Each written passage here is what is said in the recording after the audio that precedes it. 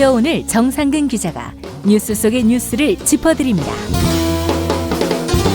정상근 기자의 오늘 미디어.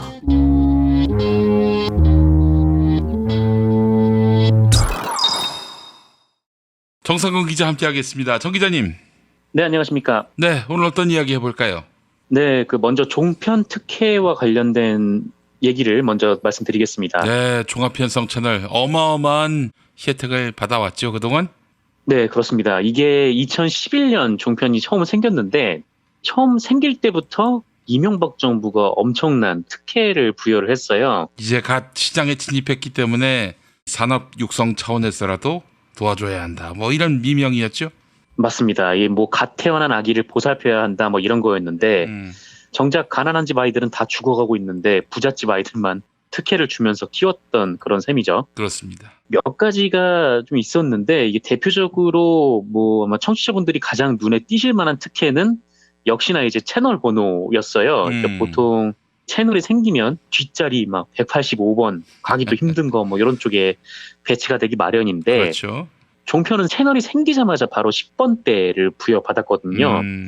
이게 지상파 바로 뒤쪽인데다가 중간중간에 이제 홈쇼핑에 들어가 있는 채널대예요. 그래서 이게 어마어마한 프라임 채널 번호로 각광을 받고 있고 또 여기에 이제 들어가기가 여간 쉽지 않았던 게 아닙니다. 그런데 이제 종편이 태어나자마자 이쪽을 다 싹 쓸어버렸던 거죠.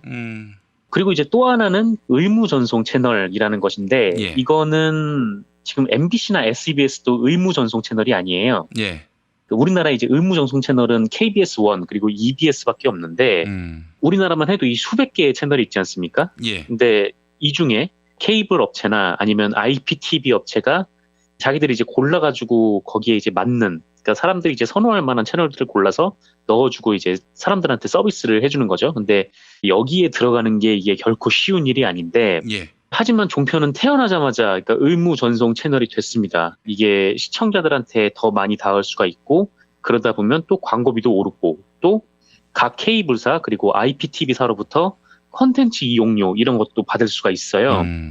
다른 PP들은 케이블이나 IPTV에 들어가려고 정말 노력을 하는데 이게 손도 안 대고 코를 풀었으니까 엄청난 특혜를 받은 거죠. KBS나 EBS처럼 공적 책무가 큰 채널들에게 부여되는 그런 혜택까지 받아가면서 그렇다고 해서 종편 채널 보고 공익을 위해서 뭘 어떻게 해봐라 이러면서 또 의무를 지운 것도 없고 말이죠. 이건 말도 안 되는 그런 특혜였습니다.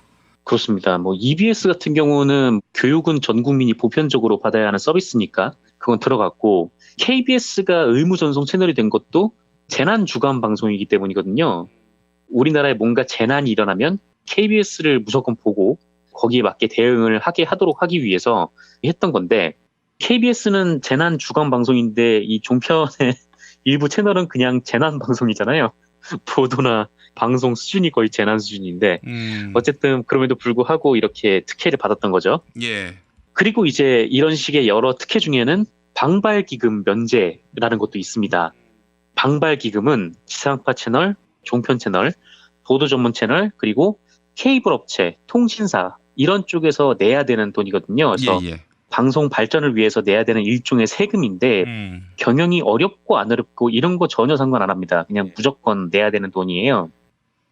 지상파인 OBS가 경영상의 어려움을 아주 심하게 겪었는데 그래도 이 방발기금을 면제받지 못했습니다. 이건 무조건 내야 되는 돈이니까요. 예. 그런데 이 종편은 태어나면서부터 이 돈도 면제를 해줬어요.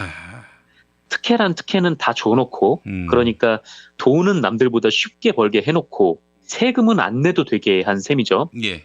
그래서 조정동이 입만 열면 경쟁하면서 자유민주주의, 자본주의 이런 얘기 입에 달고 사는데 이게 공정한 경쟁이 아니잖아요, 절대.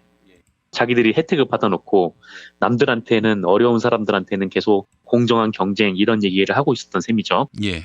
그래서 이제 이런 식으로 이 종편들이 받고 있는 특혜들을 환수해야 한다라는 목소리가 높았습니다. 그래서 2011년에 이 종편이 만들어졌는데 이런 여론이 하도 높으니까 박근혜 정부 때인 2015년에 최성준 방통위가 드디어 방발기금을 걷겠다라고 선언을 했어요. 예.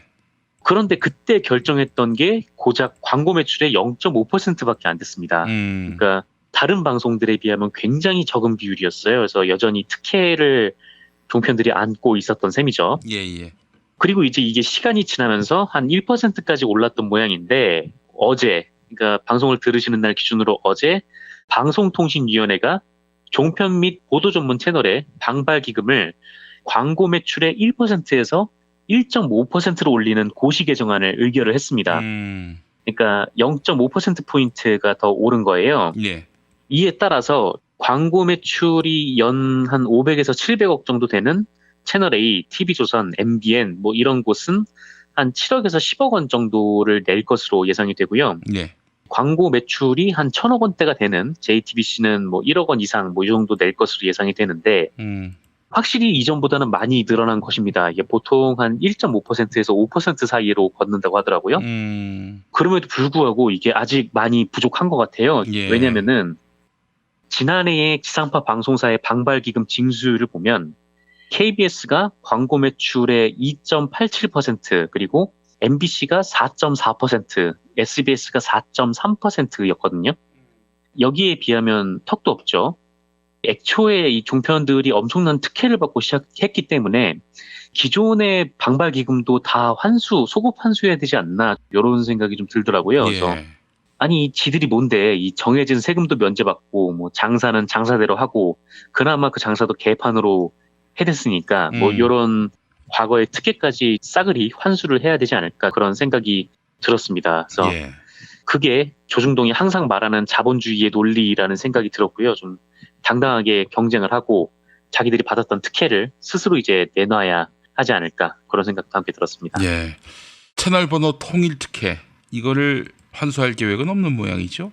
네, 그거는 환수할 계획이 아직 뭐 나오진 않은 것 같습니다. 근데 사실 이미 한 7, 8년 정도 이 종편이 생긴 뒤에 계속 그 채널로 배정을 받아왔기 때문에 만약에 TV조선이 채널 뒤로 밀린다고 해도 그거를 찾아보실 분들은 찾아보실 수 있을 것 같아요. 이미 시청이 습관화가 되었고 또 그동안 종편이 엄청나게 특혜를 많이 받는 동안 또 이제 여러 가지 이제 기반들을 많이 쌓아놨으니까요. 근데 그런 특혜도 회수를 해야 되지 않나 생각이 들더라고요. 왜냐면은 이 종편들 때문에 결국 그 앞자리로 갈 수 있는, 그러니까 열심히 노력해왔던 방송들이 다 뒤로 밀렸던 거 아니겠습니까? 그렇습니다. 예. 그런 부분도 공정한 경쟁을 위해서는 당연히 책임을 져야 되고 또 이제 케이블이나 아니면 IPTV 업체가 뭐 자율적으로 종편 생기기 이전에 해왔던 대로 채널을 배정하는 그런 방식으로 가야 되지 않을까 그렇게 생각이 좀 듭니다. 예, 알겠습니다. 자, 다음 소식은요? 네, 그 MBC가 또 하나의 적폐를 청산을 했습니다. 이번에는 전 MBC 전국부장이었던 박상우 씨가 주인공인데 해고를 했어요. 지난 25일에 이루어졌고요. 해고 사유는 방송강령 및 윤리강령 위반이었습니다. 박상우가 전과가 상당히 화려한 자인데 세월호 참사 당일인 2014년 4월 16일에 전국부장으로 재직을 하고 있었거든요. 그런데 이때 세월호 전원구조 속보들이 쭈루룩 방송사들 쪽으로 다 나갔었고 하지만 이거를 본 목포 MBC가 이거는 오보다라고 박상우 전국부장에게 보고를 했거든요. 예. 그래서 이거를 전달받았는데 박상우가 이거를 묵살했다라는 혐의를 받고 있습니다. 대체 왜 묵살을 했는지 아직까지 이해가 안 되는데 본인이 입을 열지 않고 있는 상황이어서 아직 뭐 정확하게 드러난 바는 없고요. 어쨌든 요게 하나 있었고 그리고 이 세월호 참사 한 달 뒤에요. 세월호 실종자 수색에 나섰던 민간 잠수사가 사망하는 사건이 있었어요. 이거를 두고 박상우가 직접 스튜디오에서 리포팅을 하면서 이 실종자 가족과 국민의 조급증이 그를 죽음으로 몰았다 이렇게 주장을 했습니다. 아주 예의가 없는 리포트였죠. 예. 이것뿐만이 아니고 2014년 MBC 회식 자리에서 전남 순천 출신의 카메라 기자한테 홍어였네 이렇게 얘기를 했습니다. 그게 한 번이 아니었다고 하고요. 그 MBC 쪽 주장에 따르면 박상우는 부서원들은 물론 부모의 고향까지 묻고 특정 지역 출신을 홍어라고 지칭을 하면서 지역 비하 발언을 반복했다라고 얘기를 했습니다. 예. 그래서 이제 MBC는 이것이 공영방송 언론인으로서 지역과 계층 간 융화에 앞장서야 할 의무를 망각한 것은 물론 간부로서 공개적으로 지역 혐오 발언을 한 것은 직장 질서를 문란케 한 심각한 취업규칙 위반이라고 판단을 했고요. 예. 그리고 하나가 또 있는데 박상우가 지난 4월 국회에서 열린 한 행사에서 박근혜 정부 당시 청와대 행정관을 취재하려던 기자를, 그러니까 MBC 기자를 가로막고 양팔을 뒤에서 잡아 끄는 등 취재 방해 행위를 했다고 합니다. 예. 그러니까 자사 기자가 취재를 하는데 자사 간부가 자기 취재 기자를 물리력으로 저지를 한 거예요. 뭐 이거는 명백한 해사 행위죠. 그리고 실정법상 업무방해 및 폭행에 해당한다. 뭐 이런 주장도 있고요. 예. 이런 걸 법적으로 다 떠나서 아니 지가 청와대 직원도 아닌데 왜 청와대 행정관을 취재하는 거를 지가 방해를 합니까? 그래서 이런저런 이유로 이제 결국 박상우가 해고가 됐습니다. 예, 예. 배현진이 자유한국당을 떠난 이후에 자유한국당이 문재인 정부 언론 탄압 어쩌고 저쩌고 할 때 이 배현진과 함께 기자회견에 많이 나왔었거든요. 대기 발령 받은 이후에 이런 짓을 또 하고 다녔는데 그래도 결국 이제라도 해고가 됐죠. 그래서 MBC는 이번 해고에 대해서 지난 시기 일부 직원들의 비뚤어진 언론관에 기댄 부적절한 보도로 국민들을 좌절시키고 분노케 한 잘못을 반성하며 다시 한번 사과드린다라면서 한 사람의 징계에 그치지 않고 계속해서 세월호 관련 보도 참사 경위를 광범위하게 살피겠다. 이렇게도 얘기를 했습니다. 박상우 씨가 반발하겠네요.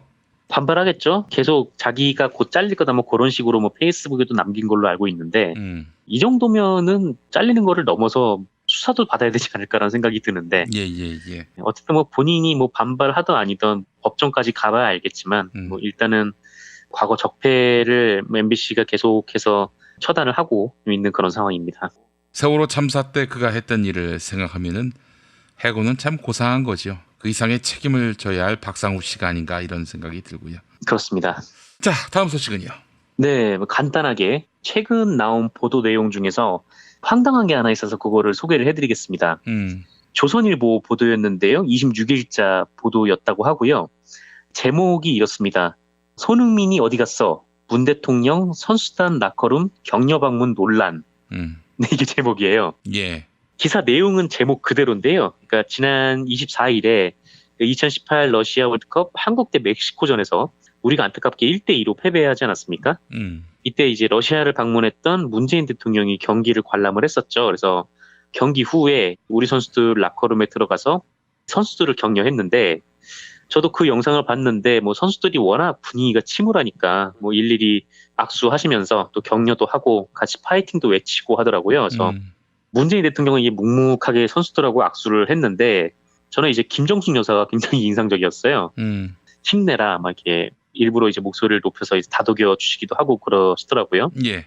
그래서 뭐 훈훈하게 잘 봤는데 그런데 조선일보가 이 장면을 보고 기사를 쓴 건데 이제 내용이 이렇다라는 거죠. 조선일보 기사 대목을 짧게 읽어드리겠습니다. 청와대 의도와는 달리 격려 방문 사진은 역효과를 불러일으켰다. 온라인 공간에서 패배로 침울해하는 선수단 라커룸을 찾아가는 것이 온당한가? 울고 있는 선수까지 불러세워서 쇼통해야 했나? 문 대통령이 꼰대같이 느껴진다. 뭐 이런 지적이 나온 것이다. 네, 이러면서 이날 선수단은 대통령 영부인의 방문을 사전에 몰랐던 것으로 알려졌다라고 이렇게 덧붙였어요. 제가 이 보도를 보면서 처음 든 생각은 얘네 일배하나 보다라는 생각이 먼저 들더라고요. 거의 일배 수준의 문장 전개입니다. 네, 제가 뭐 문재인 대통령 라커룸 방문과 관련해서 뭐 조선일보가 소개한 저런 댓글들을 보지를 못했었거든요. 물론 저만 못 본 걸 수도 있겠지만 그렇다고 이게 정색을 하면서 기사를 쓸 일은 아니잖아요. 만약에 이제 문재인 대통령 격려를 받은 선수들이 진짜 뭐 경기 뭐 져가지고 뭐 기분 더러워 죽겠는데 뭐 대통령이 왜 라커룸 들어와서 뭐 이 난리야 막 이렇게 얘기를 했으면 그냥 그 당사자가 그렇나 보다 하니까 이제 뭐 그거는 보도를 할 수 있다고는 해도 그런데 정작 우리나라 골키퍼인 조현우 선수는 이렇게 얘기를 했어요. 멀리서 와주셔서 감사했고 또 큰 힘이 됐다. 다만 못 이긴 모습을 보여드려 죄송하다. 뭐 이렇게 얘기를 했고요.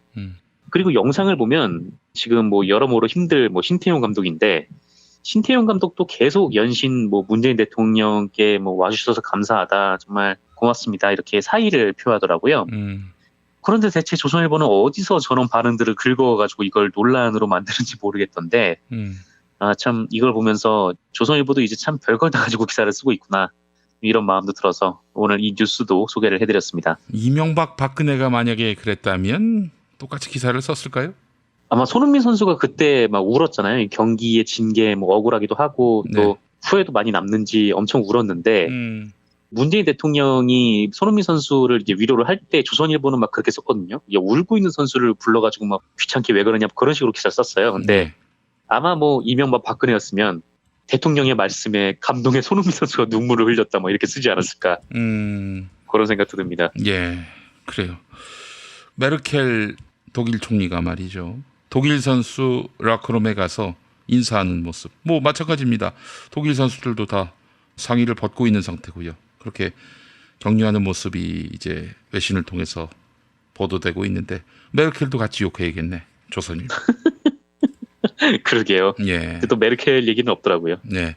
알겠습니다. 자, 정상근 기자님 수고하셨습니다. 네, 감사합니다.